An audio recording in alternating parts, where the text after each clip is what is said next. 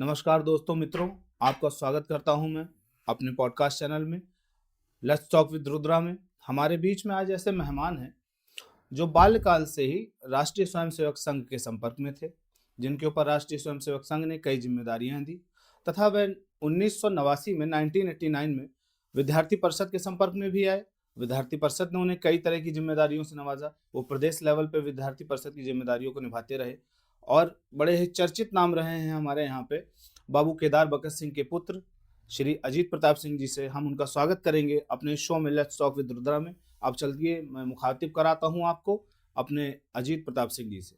नमस्कार सर। नमस्कार। आपको बहुत बहुत अंग्रेजी नववर्ष की आपको बहुत बहुत शुभकामनाएं और आपके दर्शकों को भी बहुत बहुत शुभकामनाएं। जी सर, हम आपसे प्रश्नोत्तरी शुरू करने से पहले आपसे ये जानना चाहेंगे कि आपका मिजाज किस प्रकार का मिजाज है, कि आप किस तरह की राजनीति को मिजाज देते हैं, राजनीति को किस प्रकार से देखते हैं। पहले आप हमको ये बताएं कि आप भाजपा की राजनीति को किस प्रकार। देखिए, मैं मेरे जो स्कूलिंग हुई वो सरस्वती शिशु मंदिर से चालू हुई जी, और वहाँ से मैं इंस्पायर हुआ और वहाँ से जो राष्ट्रभक्ति, राष्ट्र के प्रति एक भावना मेरे अंदर थी, मैं विद्यार्थी जीवन से ही हमने राष्ट्रवाद को अपना रास्ता बनाया और उसी मार्ग पर चलते हुए आगे मैं राष्ट्रीय स्वयंसेवक संघ और उसके बाद में फिर विद्यार्थी परिषद और उसके बाद जब विद्यार्थी परिषद से मैं वापस हुआ संगठन मंत्री से, तो भारतीय जनता पार्टी में मैं काम कर रहा हूँ। एक वैचारिक अधिष्ठान के लिए मैं काम कर रहा हूँ। जी। आप जिला बाराबंकी में इस समय कार्यरत हैं और आप जिला बाराबंकी में, मैं जानना चाहता हूँ कि बीजेपी की सत्ता में होते हुए भी लगातार बेरोजगारी, मजदूरों का पलायन बना हुआ है, तो इस पर आप किस तरह से, क्या विचार आपके इसमें है? देखिए, जहाँ तक रोजगार का विषय है तो स्वाभाविक रूप से ये विपक्ष का मुद्दा है, क्योंकि इसका कोई पैरामीटर नहीं है। जब दूसरे की सरकार होती है तो विपक्ष के लोग कहते हैं भाई बेरोजगारी, ये सब करते रहते हैं, लेकिन वास्तव में ये सरकार गंभीरता से इस विषय में काम कर रही है और उसका सबसे बड़ा चीज है कि व्यवसाय है कहाँ।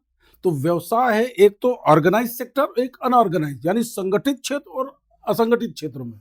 तो संगठित क्षेत्रों में जो इंडस्ट्रीज है या जो ऑर्गेनाइज सेक्टर होते हैं उनके लिए भी सरकार पूरी तरह से इन्वेस्टमेंट ला रही है और उस पर काम कर रही है। बाराबंकी में भी कई फैक्ट्रियां लगी जिसमें करीब 25,000 लोगों को रोजगार मिल रहा है और उसके जो असंगठित क्षेत्र है उसमें स्वरोजगार के लिए जो काम करे उसके लिए भी सरकार ने विदाउट इंटरेस्ट कई ऐसी योजनाएं दी हैं जो हर क्षेत्र के लोग काम कर सकते हैं। पर रोजगार का मुद्दा आज भी जहां तक देखा जाए उसी स्थिति में है देखिए, जिस स्थिति में पहले था। देखिए बेरोजगारी आज भी चरम पे है। हाँ, अगर देश को हमें आगे बढ़ाना है तो हर नागरिक को अपनी जिम्मेदारी का एहसास करना पड़ेगा और उस एहसास में हमें अपने अंदर स्किल लानी पड़ेगी और तब हम उस क्षेत्र में काम कर सकते हैं।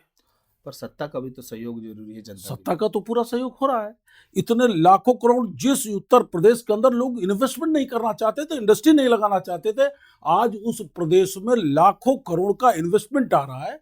आज इतने हाईवेज, हमारी कनेक्टिविटी इतनी अच्छी हुई है क्योंकि रोजगार का उपलब्ध कराने में सबसे बड़े तो हमारा इंफ्रास्ट्रक्चर और हमारी कनेक्टिविटी, उस दिशा में हमारी सरकार ने अद्वितीय कार्य किया है। सबका साथ सबका विकास, ये एक बड़ा नारा रहा है भारतीय जनता पार्टी का, परंतु देखा यह जाता है कि कुछ खास वर्ग के लोगों को ही ज्यादा फायदा पहुंचाया जा रहा है, जैसे कि अडानी, अंबानी, लगातार ये नाम आते हैं। देखिए, ये एक हमारे देश के इंडस्ट्रियलिस्ट हैं और देश के जो इंडस्ट्रियलिस्ट हैं उनका भी इस देश के विकास में रोजगार बहुत बड़ा योगदान है। आज अडानी के माध्यम से भी कितने रोजगार हैं। आज अडानी को जो राहुल गांधी कह रहे हैं, अडानी के जितना बड़ा एम्पायर उन्होंने खड़ा किया उसी हिसाब से रोजगारों का सृजन भी हुआ है। कितने लाखों परिवार उनके माध्यम से जो है आज रोजगार पा रहे हैं। तो इसलिए ये विपक्ष को सत्ता पाने की भूख के नाते ये ऐसे कर रहे हैं। वो एक प्रतिष्ठित व्यापारी है, चाहे वो हो चाहे जो भी देश के इंडस्ट्रियलिस्ट हो, उनको सरकार को भी सहयोग करना चाहिए और सरकार को उन्हें सहयोग करना चाहिए। लेकिन इस पक्ष में मेरा मत ये है कि चाहे अडानी हो, चाहे अंबानी हो, चाहे जो भी हो, आज पूरी दुनिया के अंदर भारत का जो इन्वेस्टमेंट हम कर रहे हैं तो वो अडानी के माध्यम से कर रहे हैं। आज अडानी दुनिया से पैसा कमाकर भारत को दे रहे हैं।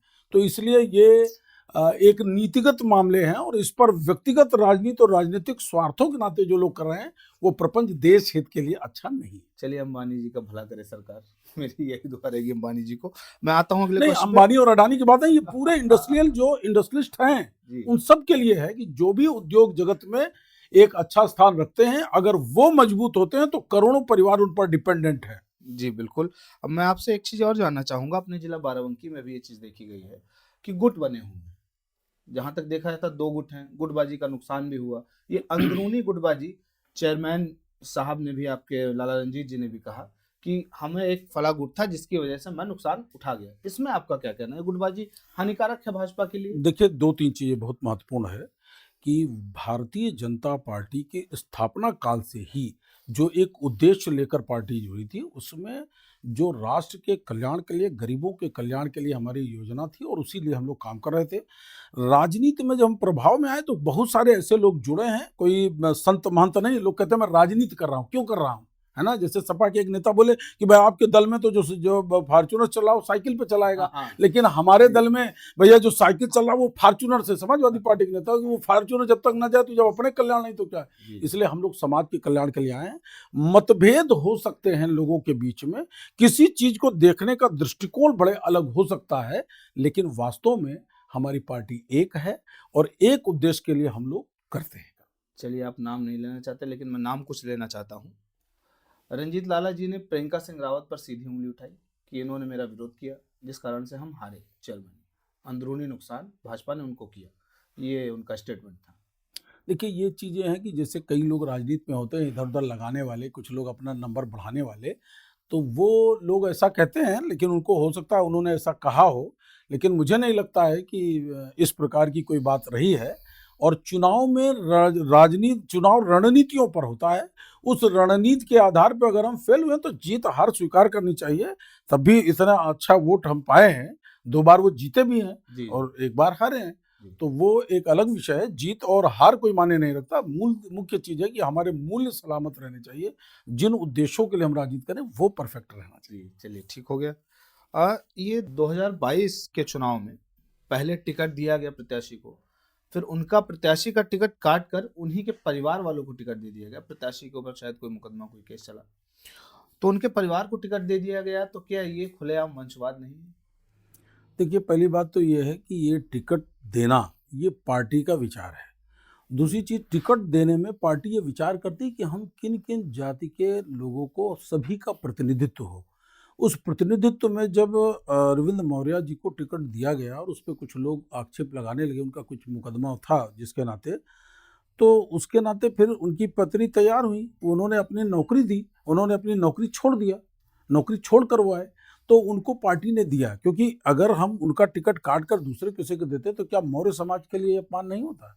इसलिए, क्योंकि हर जहाँ पे कुर्मी बिरादरी को एक दिया, इनको दिया, तो इसलिए जातीय समीकरण और सारी समीकरणों को देखकर पार्टी निर्णय करती है, किसी वंशवाद के आधार पर नहीं करती। वंशवाद का मतलब ये जान लीजिएगा कि वंशवाद है क्या? वंशवाद ये है कि अगर मुख्यमंत्री अखिलेश यादव बने हैं, उनके पिताजी मुख्यमंत्री थे मुलायम सिंह यादव, तो अखिलेश जी भी मुख्यमंत्री बनेंगे, ये वंशवाद है। लेकिन वो किसी अन्य पद पर रहेंगे या अन्य अध्यक्ष वो नहीं बनेंगे, दूसरा कोई बनेगा तब वो राजनीति करेंगे। ऐसा नहीं कि जो लोग राजनीति कर रहे हैं उनके घर के लोगों को राजनीति का अधिकार नहीं है। हाँ, उनकी इच्छा है तो उन्हें आना चाहिए, लेकिन उस पद के लिए कि पता चला कि अमित शाह जी राष्ट्रीय अध्यक्ष थे तो अब जय शाह जी भी राष्ट्रीय अध्यक्ष बनेंगे, ये भाजपा में नहीं है ना। वंशवाद ये है कि एक पद या एक पार्टी के ठेकेदार बनकर, उसके मेन वो ओनर बनके एक कंपनी की तरह चलाएंगे, जैसे प्राइवेट लिमिटेड कंपनी होती है कि वो मरे तो उनके बच्चा है उसका हो गया, तो ये चीज नहीं होती है। इसलिए वहां पे जो पार्टी निर्णय करती है वो कई चीजों को देखकर पूरे प्रदेश के सैनिकों के हिसाब से निर्णय करती है। इसलिए ये कहना बिल्कुल गलत होगा कि वो कोई वंशवाद है। मगर अगर यही काम विपक्ष करता तो भाजपा इसे नहीं, किस ये तरह देखिए, देखती? विपक्ष, भाजपा इसे देखिए लोकतंत्र की देखिए, हत्या कहती। दो तीन चीजें है कि अगर उनकी स्वीकार्यता ना होती तो आज वो 90,000 वोट जो आज तक भाजपा सदर विधानसभा में कभी नहीं पाई, वो कैसे पाती? इसके पहले उन्होंने हरगोविंद सिंह लड़े तो उनको 67,000 वोट मिले, इस बार वो लड़ी तो उन्हें 90,000 प्लस वोट मिले। तो वे नोट कैसे मिले? क्योंकि वहां पर स्वीकार्यता भारतीय जनता पार्टी की है, और भारतीय जनता पार्टी की राजनीति में सभी जाति, सभी वर्ग के सभी को साथ लेके चलने का कारण यह है कि हमें सबको उचित प्रतिनिधित्व देना चाहिए। भारतीय जनता पार्टी के संगठन में आप कार्यरत हैं, आप अपने दायित्वों के बारे में थोड़ा कुछ स्पष्टीकरण दें, अपने दायित्वों पर प्रकाश डालें कि मैं, आपने क्या देखिए, किया है। मैं शुरू से जब से करता रहा हूँ, मैंने लोगों के, आम लोगों को लाभ पहुंचाने के बारे में काम किया है। मेरे पिताजी ने भी, उनसे भी जो मैंने सीखा है उस चीज़ को मैं कर रहा हूँ। और मुझे बहुत गर्व है कि मुझे भारतीय जनता पार्टी में जब मैं आया संगठन मंत्री से वापस होके, तो मुझे युवा मोर्चा का अवध क्षेत्र का प्रभारी बनाया। और उस समय क्षेत्र के अध्यक्ष की व्यवस्था नहीं थी, लेकिन अध्यक्ष मतलब प्रभारी मतलब पूरे क्षेत्र को देखना था। और उसके बाद में मुझे फिर क्षेत्र का मंत्री बनाया। मैं सौभाग्यशाली हूँ कि मुझे क्षेत्रीय मंत्री बनाया, 2-2 बार मुझे बनाया। और इसके बाद जब इस बार उन्होंने मुझे प्रदेश का एक ऐसे वर्ग का काम दिया जो रेहड़ी पटरी के व्यवसायी हैं, जिनको कोई पूछने वाला नहीं है, जिनको जो आता है वो 2 डंडे मार के करता है। और मुझे इस बात का बेहद फक्र के साथ मैं कह रहा हूँ कि आदरणीय नरेंद्र मोदी जी की सरकार आने के बाद सबसे पहला कानून जो उन्होंने बनाया वो स्ट्रीट वेंडर एक्ट बनाया। और उत्तर प्रदेश पहला राज्य था जहां पर स्ट्रीट वेंडर्स के लिए एक संगठन बनाया गया और उसके प्रथम संयोजक के रूप में मुझे दिया गया। और मैं उसके बीच में काम कर रहा हूँ, उनके अधिकारों के लिए मैं काम कर रहा हूँ।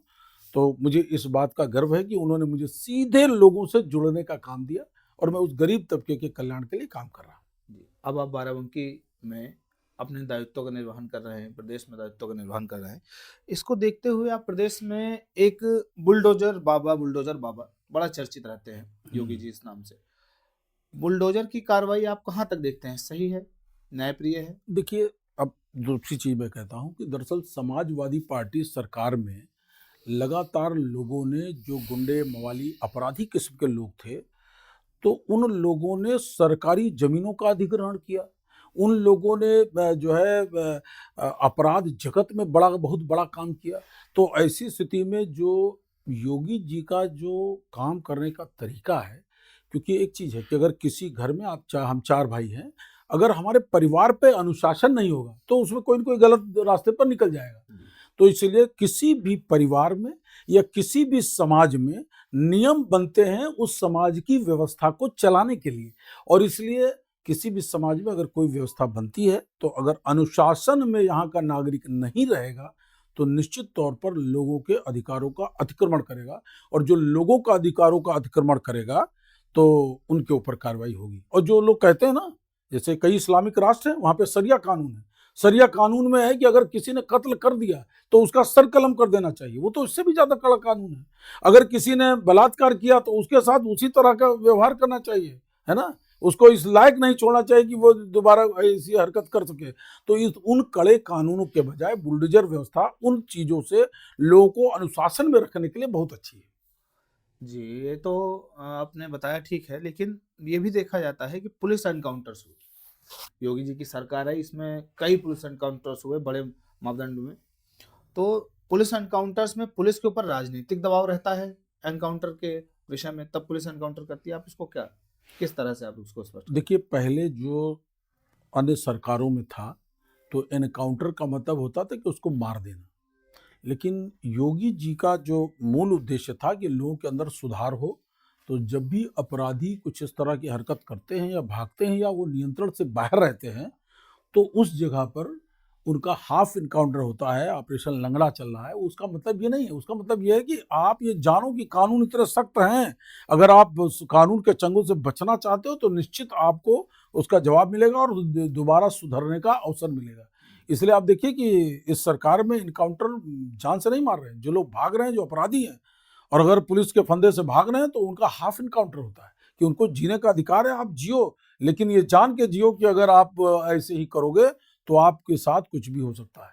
इसलिए अनुशासन में रखने के लिए, और एक चीज और जान लीजिए, उत्तर प्रदेश का जो वातावरण था, आज योगी जी के इस प्रयास के नाते, कानून व्यवस्था पे सख्ती के नाते, आज प्रदेश में इतना इन्वेस्टमेंट आ रहा है। एक विश्वास पूरे आर्थिक जगत के लोगों को अंदर बना है कि हमारे साथ कोई वसूली नहीं होगी, हमको सरकार का संरक्षण मिलेगा, कोई जबरन वसूली करके कोई माफिया हमें नहीं प्रभावित कर सकता। इसलिए उत्तर प्रदेश को आज से 10 साल पहले आप देखिए, 17 के पहले का उत्तर प्रदेश और 17 के बाद का उत्तर प्रदेश, आपको सारी चीजें क्लियर हो जाएंगी। आज कनेक्टिविटी के मामले में उत्तर प्रदेश टॉप पे है। आज वो उत्तर प्रदेश जो बहुत पिछड़ रहा था, आज उत्तर प्रदेश कई मामलों में नंबर 1 पर आ गया, पूरे देश में आ गया। जैसे पुलिस एनकाउंटर पे आपने बताया, यदि कोर्ट कल को किसी एनकाउंटर को फर्जी सिद्ध कर दे, फर्जी कह दे, तो ये किसकी जिम्मेदारी होगी? सरकार इसकी जिम्मेदारी लेगी या पुलिस विभाग?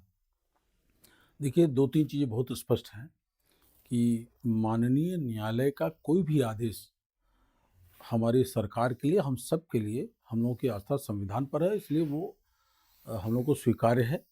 अगर कोई गलत तरीके से फर्जी एनकाउंटर करता है और न्यायालय में वो चीज़ सिद्ध होती है तो उसका जिम्मेदार वो अधिकारी, उसके खिलाफ भी सरकार एक्शन लेती है। ऐसा नहीं है कि सरकार पूरी तरह से, क्योंकि ऐसा नहीं है कि पूरी तरह से जो लोग कुछ गलत करते हैं और गलत तरीके से करते हैं, अगर उसका प्रूफ होता है तो उसके विरुद्ध भी सरकार कार्रवाई करती है। जैसा कि विपक्षी दलों विशेषकर सपा सुप्रीमो अखिलेश यादव जी बार बार आरोप लगाते हैं, राहुल गांधी जी आरोप लगाते हैं कि हिंदू राष्ट्र मॉडल भाजपा बनाना चाहती है देश को, और इनका ये भी कहना है कि दो धर्म है हमारे देश में, एक बीजेपी का धर्म है, एक आम जनता का धर्म है, एक राम बीजेपी के हैं, एक राम ईश्वर आम जनता के। आप इस पर किस तरह से देखते हैं इस चीज को? देखिए, इनको अभी समझ में नहीं आ रहा है, इतने बार बार चुनाव हारने के बाद पूरे विपक्ष को समझ में नहीं आ रहा है। किसी भी देश या किसी भी परिवार, उसकी उन्नति और उसका सब कुछ उसके आचरण, उसके व्यवहार और उसके परिवार के कल्चर, संस्कृति पर निर्भर करता है। अगर हमारे परिवार में हम उसे जो सही दिशा देते हैं तो उसी दिशा में चलेगा, जो उसके प्रथम माँ और बाप उसके प्रथम गुरु होते हैं। उसी तरह से जो भारतीय जनता पार्टी का जो तत्कालीन जनसंघ का गठन हुआ, उस समय पंडित दीनदयाल उपाध्याय जी ने कहा था कि एकात्म मानववाद दर्शन, यानी अंतिम पायदान पर खड़े व्यक्ति के जीवन स्तर में सुधार। और देश का विकास कब हो सकता है? जब हम अपने सांस्कृतिक मूल्यों के आधार पर चलेंगे। तो इन्हें यही नहीं मालूम है। इस देश का धर्म हिंदू है, हिंदू यहाँ बहुसंख्यक है। यहाँ के जो मुस्लिम भी बाहर जाते हैं तो उनको हिंदू कहा जाता है, और जो यहाँ की मुस्लिम आबादी भी है उसके फोर फादर सब हिंदू ही थे। लेकिन कुल मिलाकर इन लोगों के दिमाग में पता नहीं क्या है या किस तरह की राजनीति कर रहे हैं। और इसी नाते से जब देश सांस्कृतिक राष्ट्रवाद और भारतीय मूल्यों के आधार पर चलेगा, तभी ये देश पूरे विश्व में विश्व गुरु के स्थान पर आएगा। और उस दिशा में हमारी पार्टी बिना किसी भेदभाव के काम कर रही है। अब आप देखिए, जितने भी सरकार की योजना है उसमें सभी वर्गों के लिए बराबर है, कोई हिंदू मुसलमान तो नहीं देख रहा है ना। लेकिन इन लोगों ने मुस्लिम समाज को भ्रमित करने के लिए तरह तरह के काम कर रहे हैं। उसमें कुछ लोग जो मुस्लिम धर्म के एक धर्मगुरु के नाम पर जिस तरह से वो लोग अपनी दुकान चलाने के लिए बार बार कर, लेकिन मुसलमान के साथ कहाँ खड़ा हो रहा है? क्योंकि उसको जो भी आजादी के इतने वर्षों के बाद भी जब लोगों को वो मूलभूत सुविधाएं नहीं मिली जो इसके वो हकदार थे, आज वो सब उन्हें मिल रही है मोदी जी के नेतृत्व में। तो इस दृष्टि से यहाँ का मुस्लिम समाज को बरगलाने के लिए ये लोग तरह तरह के षड्यंत्र करते हैं और उसमें वो सफल नहीं होंगे। और ये तो हिंदुओं का देश है ही है। हिंदुओं के पास एकमात्र हिंदू ही एक राष्ट्र है जहां पे अगर कहीं प्रताड़ित होते हैं तो यहाँ आते हैं, यहाँ उनके लिए बसेरा है, हिंदुओं की पूछ है। लेकिन ये लोग जाति चश्मे से वोटों की राजनीति कर रहे हैं। ये देश हित में अच्छा नहीं है। और ये वंशवादी लोग हैं, ये व्यक्तिगत हितों के लिए अपनी प्रभु सत्ता को बनाए रखने, अपने आर्थिक विकास और अपने परिवार के विकास के लिए ये राजनीति को सेवा के लिए नहीं बल्कि रोजगार के लिए इस्तेमाल कर रहे हैं। और वो सबके उसमें दिखाई भी दे रहा है। भगवान राम जी का मंदिर अयोध्या में बना जी, तो इसका पूरी तरह से चुनावीकरण किया गया, भुनाया गया भाजपा के द्वारा, ऐसा विपक्ष का कहना है। और विपक्ष वहां पहुंचा भी नहीं, निमंत्रण भी पहुंचा उन विपक्ष के पास, कई नेता थे जो नहीं गए, शंकराचार्य थे वो नहीं गए। तो क्या मंदिर का चुनावीकरण किया जा रहा है? नहीं, ये सब कहने की बातें हैं। वास्तव में राम हमारी आस्था के प्रतीक है। 500 वर्षों के संघर्ष के बाद जब ये अवसर आया तो न्यायालय के अंदर इन्हीं कांग्रेसी लोगों ने, कांग्रेस के वकील कपिल सिब्बल खड़े होकर कि राम का अस्तित्व ही नहीं है मानने लगे। और उसके बाद भी जब हम हिंदू हैं और हमारी सनातन संस्कृति को बचाने के लिए उसमें राम उसके एक नायक हैं, इसलिए उन नायक के रूप में उनकी स्थापना के लिए सरकार की तरफ से जो था, और माननीय न्यायालय ने सारे तथ्यों की जांच की, सारे सबूत दिए गए और उसके अवशेषों के आधार पर निर्धारित हुआ। और उसमें बनाने में हम लोगों ने, हमारी सरकार ने, हमारे देश के पूरे हिंदू समाज ने पूरे बढ़ चढ़ कर हिस्सा लिया। ये तो ये भी कर सकते थे, तो अभी तक गए भी नहीं, क्योंकि इनके यहाँ राम का अस्तित्व ही नहीं है। राम एक काल्पनिक है। ये कांग्रेस की अवधारणा है। तो इस नाते से ये पूरी तरह से गलत है। सिर्फ राम ही नहीं, हमने अपने सांस्कृतिक, हमारे राष्ट्र पुरुष हैं और हमने अपने सांस्कृतिक मूल्यों के लिए काम करें, ये राजनीति के लिए काम नहीं कर रहे। अच्छा, तो हिंदू राष्ट्र योगी जी अगर प्रधानमंत्री बने तो कितनी उम्मीद है कि वो हिंदू राष्ट्र की घोषणा करेंगे? देखिए, घोषणा कुछ करना न करना एक अलग चीज है, लेकिन हिंदुत्व के मूल्यों और भारतीय संस्कृति के आधार पर इस देश की सत्ता का संचालन हो रहा है, ये अपने आप में एक परिपूर्ण है, उसके लिए घोषणा की जरूरत नहीं है। हिंदू का मतलब है सर्वधर्म समभाव। आज मोदी जी कहते हैं कि जो है पूरी दुनिया में जाते हैं, वसुधैव कुटुंबकम का नारा देते हैं। यही हिंदू राष्ट्र की कल्पना है कि पूरा विश्व हमारा परिवार है। आज जो भी हमारे सांस्कृतिक मूल्य हैं वो हिंदू राष्ट्र के द्योतक हैं। जो भी प्रधानमंत्री जी बाहर कहते हैं वो हिंदू संस्कृति, हिंदू कोई धर्म नहीं है, हिंदू एक कल्चर है, हिंदू एक संस्कृति है। उस संस्कृति के आधार पे हमारे प्रधानमंत्री जी जिस तरह का वो सत्ता संचालन से लेकर पूरे विश्व को जो संदेश दे रहे हैं, वो विश्व बंधुत्व का संदेश ही हिंदू राष्ट्र की परिकल्पना है। मोदी जी के प्रधानमंत्री के कार्यकाल के बाद ऐसा कौन सा चेहरा है जो प्रधानमंत्री का दावेदार हो सकता है? देखिए, ये विषय मोदी जी जैसी क्षमता रखने वाले असंख्य लोग हैं जिन्होंने अपने जीवन का बलिदान, अपने जीवन को अनामिकता के साथ बिना किसी नाम के भी उन्होंने अपना जीवन दे रखा है। इसलिए यहाँ पर उनके बाद उत्तराधिकारी कौन होगा इसका कोई विवाद नहीं है। वो संगठन में जहां तय होगा, जो भी तय होगा वो सबको स्वीकार्य होगा। जी। अब मैं आता हूं बाराबंकी के एक सवाल पर जो काफी चर्चा में रहा। एक इंटरव्यू दिया लाला रंजीत जी ने, जो पूर्व चेयरमैन भी रहे, तो उन्होंने कहा कि मेरी हार का मूल कारण मुझे वोट न मिलना नहीं, बल्कि 3 नाम उन्होंने दिए, संतोष सिंह जी, प्रियंका सिंह रावत और पंकज गुप्ता पंकी। इन लोगों ने मेरा खुला विरोध किया, इस वजह से मैं चुनाव हारा। इस चीज पर मैं चाहूंगा विशेषकर कुछ आप इस पर बताएं, ये क्या है? नहीं, अब ये उनका क्योंकि वो चुनाव लड़े थे और चुनाव लड़ने के बाद चुनाव जी। वो हारे, तो भारतीय जनता पार्टी इसकी चिंता नहीं करती कि हम जीत हार से कोई मतलब नहीं रखते हैं। उनके हारने का उन्हीं को नहीं, हम सभी कार्यकर्ताओं को बड़ा दुख था, क्योंकि हम लोगों 2 बार उनके नेतृत्व में चुनाव जीते और उसमें भी हम लोग चाहते थे कि हम लोग जीते। और उसमें भी जो समाजवादी पार्टी के कैंडिडेट के रूप में आए सुरेंद्र वर्मा जी, वो पहले बीजेपी में थे, बीजेपी से छोड़कर चुनाव के समय 22 में वो चले गए और वो चुनाव लड़े। तो स्वाभाविक रूप से वो जो आरोप लगा ना, स्वाभाविक रूप से कि अगर हम पराजित होते हैं तो हमसे कोई कहता है इन्होंने किया उन्होंने किया, ये एक अलग विषय है, इस पर हम कुछ नहीं कहना चाहेंगे। हाँ, लेकिन अगर कोई ऐसी बात थी तो उन्हें पार्टी लेवल पर कहना चाहिए था और ये इसका निर्णय पार्टी करेगी कि किसने किया किसने नहीं किया। और अगर उन्होंने इनका विरोध किया तो क्यों किया, ये तो आत्ममंथन की चीज़ है ना कि हमारी पार्टी का व्यक्ति हमारा विरोध क्यों कर रहा है। तो इस विषय पे हम कोई बहुत ज़्यादा नहीं करेंगे, लेकिन मुझे लगता है कि प्रत्येक कार्यकर्ता ने पूरी दमदारी के साथ काम किया। हो सकता है कुछ लोग अगर नाराज रहे हों, घर बैठ गए हों या उस साथ न कहे हों, लेकिन मुझे नहीं लगता है कि संतोष जी के जो वैचारिक अधिष्ठान में संतोष सिंह जी हों, चाहे और जो भी नाम उन्होंने लिए, प्रियंका जी हों, ये लोग एक बड़े पद पर रहकर इतना छोटा काम करेंगे, ये मुझे नहीं लगता है कि ये उचित है। उनको कि जिस उनको ऐसा लगा होगा इसलिए उन्होंने बोला होगा, लेकिन मुझे इसमें कोई सत्यता नजर नहीं आ रही। लोकसभा चुनाव में टिकट दिया गया उपेंद्र सिंह रावत जी को, फिर उनके साथ जो हुआ आम जनता ने देखा।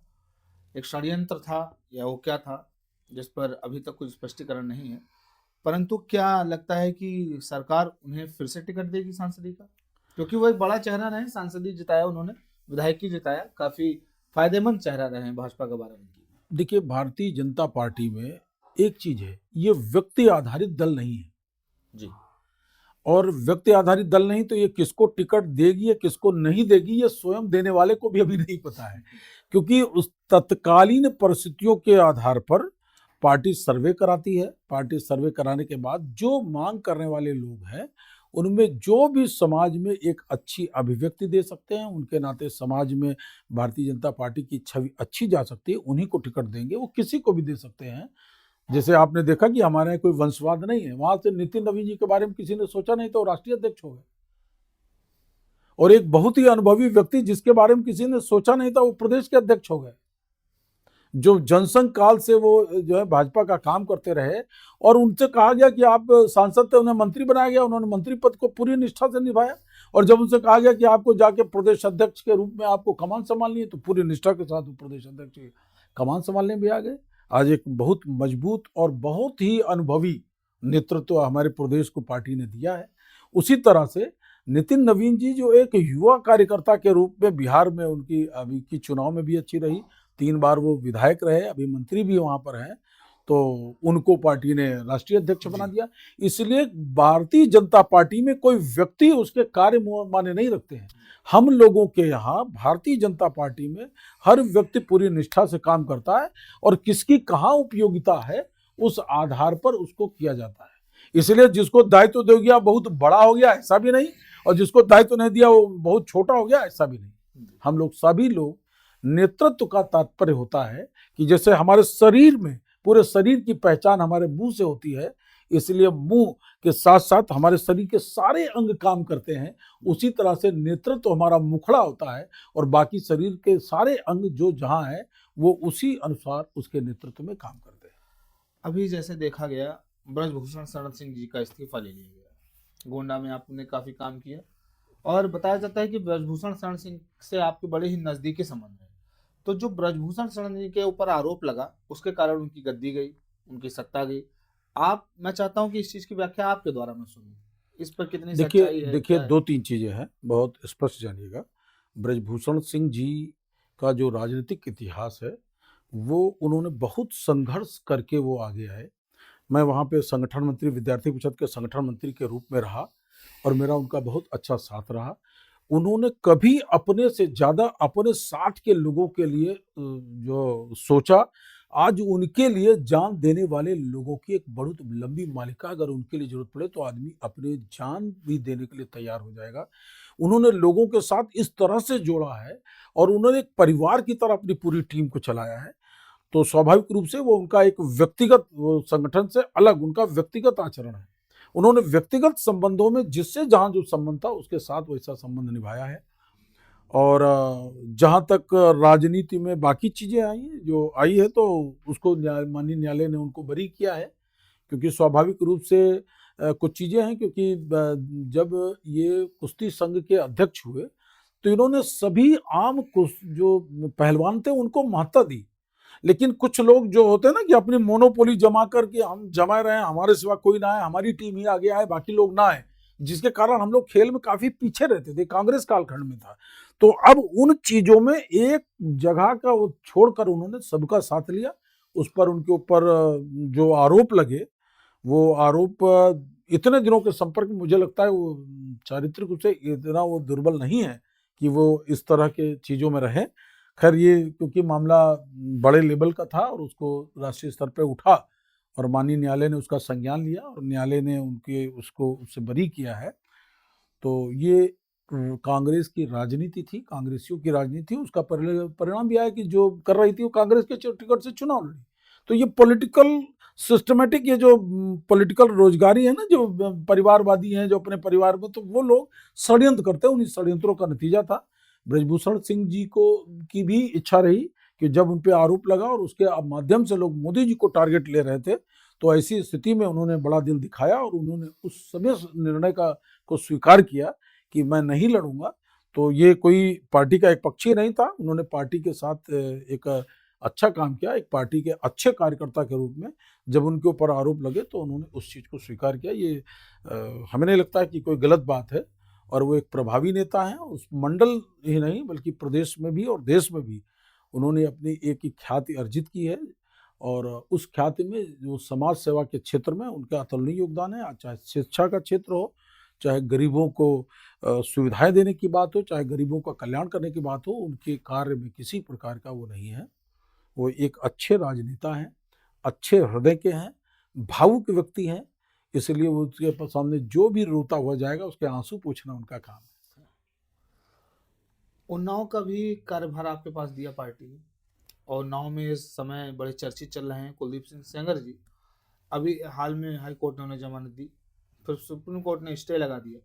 कुलदीप सिंह सेंगर मामले में आपका क्या कहना है? आप उनसे जुड़े भी रहे हैं, उनका क्या कहना है? देखिए, कुलदीप सेंगर जी की जहाँ बात है, 2019 के चुनाव में मैं वहाँ पे लोकसभा का प्रभारी था और उसके नाते सभी विधायकों से सबके संपर्क में आए। उनकी पत्नी उस समय जिला पंचायत की अध्यक्ष थी, मैं उनके यहाँ गया भी और फिर वहाँ पे एक प्रेस कॉन्फ्रेंस हुई थी और उसमें फिर मैंने ये विषय भी रखा था, क्योंकि जो तथ्य नीचे से आ रहे थे, उन तथ्यों के आधार पर जो कुलदीप सिंह सेंगर पर आरोप लगे हैं, वो आरोप उतने सही नहीं है जिस तरह से लगाए गए हैं।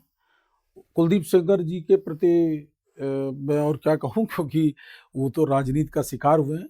उन्होंने वो भारतीय जनता पार्टी से विधायक थे, उसके पहले समाजवादी पार्टी से विधायक थे और उस समय वहाँ पे अन्नू टंडन एक पूर्व सांसद थी जो चुनाव लड़ रही थी। उसमें अन्नू टंडन सहित कई ऐसे नेताओं का जो एक था कि उन्होंने मीडिया मैनेजमेंट करके उनको करके और इस मुद्दे को उठाया और क्योंकि वो उनके परिवार की ही लड़की थी तो कोई भी इस तरह से नहीं करेगा। उन लोगों के बीच में रंजिश थी। हाँ, और उस रंजिश में इनका कोई योगदान नहीं था। इनके भाई भाई हैं, मैं उनको नहीं कहता हूँ, उनके भाई हैं, इनके भाई भाई का वो था और उन्हीं लोगों ने मारपीट किया, लेकिन उसका शिकार कुलदीप सेंगर हुए हैं। और ये क्योंकि माननीय न्यायालय में चले, इसलिए इस पर कोई टिप्पणी करना मेरा उचित नहीं है और माननीय न्यायालय ने ही उनको जो है जमानत दी थी और माननीय न्यायालय के निर्देश पर ही उनकी जमानत पर स्टे भी लगा है। लेकिन उनकी बेटी की एक वीडियो में देख रहा था और उनकी पत्नी, उनके परिवार वो सफ़र कर रहा है और स्वाभाविक रूप से हम लोग भी न्यायालय के निर्णय को ही मानते हैं। तो मीडिया ट्रायल में वो ज़्यादा वो हुए और उसमें विपक्षी लोगों की बीजेपी को घेरने के लिए कुलदीप सिंह शिकार हुए और समाजवादी पार्टी से, क्योंकि वो समाजवादी पार्टी के विधायक थे और समाजवादी पार्टी छोड़कर वो भारतीय जनता पार्टी में आए थे, तो इसमें समाजवादी पार्टी के भी जो उस समय के इनका जो तंत्र था, क्योंकि 17 में ये जीते थे बीजेपी से और 12 में उनकी सरकार थी, तो स्वाभाविक रूप से कई लोगों में, कई तंत्रों में, मीडिया में, सब जगह उनका प्रभाव था। तो उस प्रभाव का इस्तेमाल करके कुलदीप सेंगर से भी उन्होंने अपना बदला लिया। इसमें अखिलेश जी उन्होंने उसका बदला लिया और बाकी जो मामले न्यायालय में चल रहे हैं उस पर मुझे टिप्पणी करने का कोई अधिकार नहीं है और उनके परिवार ने सफ़र किया है, उसने झेला है, उसमें कोई दो राय नहीं। अभी जिला अध्यक्ष भाजपा के बने हैं राम सिंह वर्मा जी, बुलन जी, तो क्या इसे इस तरह नहीं देखा जाता कि जैसे ही पहले 5 सीटें भाजपा ने विधायकी में जीती थी विधानसभा में और धीरे से 2 सीटें उनकी सपा के पाले में चली गई, तो क्या बैकवर्ड को, क्योंकि बैकवर्ड बाहुल है बाराबंकी, बैकवर्ड को खुश करने के लिए या बैकवर्ड राजनीति को और आगे बढ़ाने के लिए, मजबूत करने के लिए भाजपा ने एक पासा फेंका है जिनका नाम नहीं राम सिंह बुल्लन है? नहीं नहीं, ऐसा नहीं है। देखिए, 2-3 चीजें हैं कि भुल्लन वर्मा जी भारतीय जनता पार्टी के एक निष्ठावान कार्यकर्ता हैं और वैभव काल के नहीं। जैसे राजनीति में जो 17 में हम सत्ता में आए, तो 17 में सत्ता आने के बाद भी बहुत सारे लोग हमारी विचारधारा से जुड़कर आए और जो नई जनरेशन जो 2014 में 6-7 साल 8 साल का था, आज वो 17-18-20 साल का हो गया। तो आज उसके अंदर मोदी जी की नीतियों के प्रति आकर्षण तो आया है, लेकिन उसने संघर्ष काल नहीं झेला है।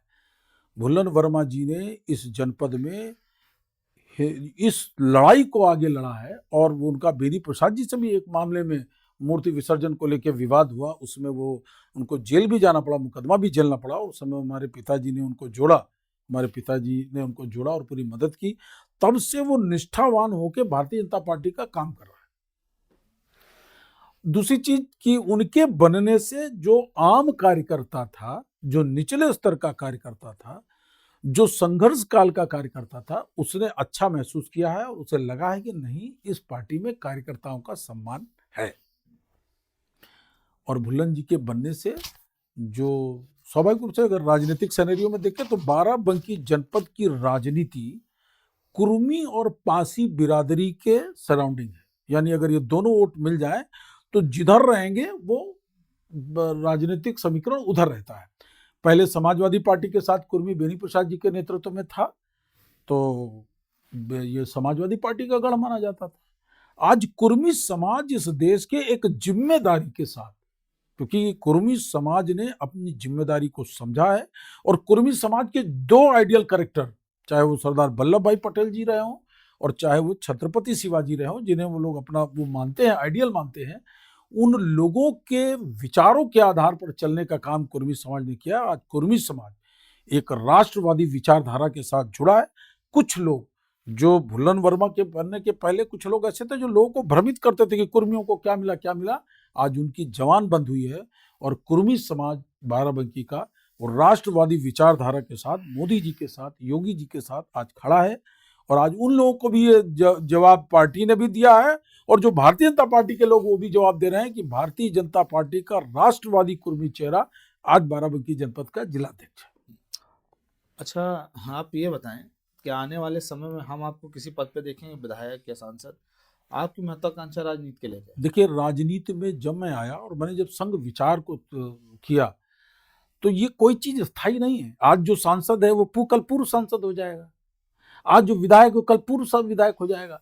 लेकिन उन सब के बावजूद भी जो हमारा राष्ट्रीय चरित्र है वो कैसा है ये मायने रखता है। व्यक्ति के मृत्यु के बाद जब वो नहीं रहता उसके बाद उसकी चीजें लोग याद करते हैं। आज हमारे पिताजी जीवित नहीं है लेकिन आज लोग उनके उस चीज को याद करते हैं और शायद जो वर्तमान विधायक हैं, जो पूर्व हो गए हैं, तो उनको भी लोग गरियाते हैं। तो क्या हम देश समाज को कुछ देना चाहते हैं या लेना चाहते हैं? इसलिए हम भारतीय जनता पार्टी के कैडर के उस श्रेणी में हैं जो पाना नहीं कुछ देना चाहते हैं कि हम अपने देश को, अपने समाज को क्या दे सकते हैं। इसलिए हमारी पाने की इच्छा नहीं, जो भूमिका, अरे पार्टी कहेगी कि तुम्हें यहाँ झाड़ू लगाना है तो मैं झाड़ू लगाने को तैयार हूं, हमारे लिए वो मायने नहीं रखता। ये विचार जीवित रहे, इस विचार पर आधारित ये देश चले और देश परम वैभव पर जाए, इसके लिए हम अपने रक्त की अंतिम बूंद तक उसको जो है हम देने को तैयार है। हमें पाने की कोई इच्छा नहीं। चलिए, तो मैं जानना चाहूंगा कि अब आप बाराबंकी को आने वाले वर्षों में क्या देना चाहेंगे? यहाँ के युवाओं को क्या देना चाहेंगे? यहाँ की जनता को आपके द्वारा क्या मिलेगा? देखिए, बाराबंकी जनपद में जो भारतीय जनता पार्टी की सरकार ने जिस तरह से सड़कों का जाल बनाया है, जिस तरह से यहाँ पर उद्योग लगातार आ रहे हैं, जिस तरह से हर जिले के में इंडस्ट्रियल डेवलपमेंट हो रहा है जिससे लोगों को रोजगार मिले, जिससे शिक्षा, स्वास्थ्य और इन सभी क्षेत्रों में लोगों को एक अच्छा जीवन जिए, एक राष्ट्रवादिता के साथ जिए। क्योंकि स्वाभाविक है कि हम यहाँ के बाराबंकी जनपद के युवाओं को भी ये संदेश देना चाहते हैं आपके माध्यम से कि जब हम व्यक्तिगत स्वार्थों पर आधारित होंगे तो हमारा राष्ट्रीय चरित्र प्रभावित होगा, और जब हम राष्ट्र के स्वार्थ के हिसाब से चलेंगे, राष्ट्रीय हितों को ध्यान में रखेंगे, तो हमारे व्यक्तिगत स्वार्थ प्रभावित जरूर होंगे लेकिन आने वाली पीढ़ी को हम उज्जवल भविष्य दे सकेंगे। यही मेरी सबको एक प्रेरणा और यही मेरी अपेक्षा है। चलिए, बहुत बहुत धन्यवाद। हमारे बीच जो आज हमारे मेहमान रहे अजीत प्रताप सिंह जी, और मैं बहुत बहुत शुभकामनाएं उन्हें दूंगा आने वाले भविष्य के लिए उनके, और बाराबंकी के लिए कुछ करें और अपनी राजनीति को आगे लेके आएं, और इसी तरह हम उनके साथ आगे भी बने रहेंगे। जी हाँ, नमस्कार। नमस्कार। नमस्कार। नमस्कार।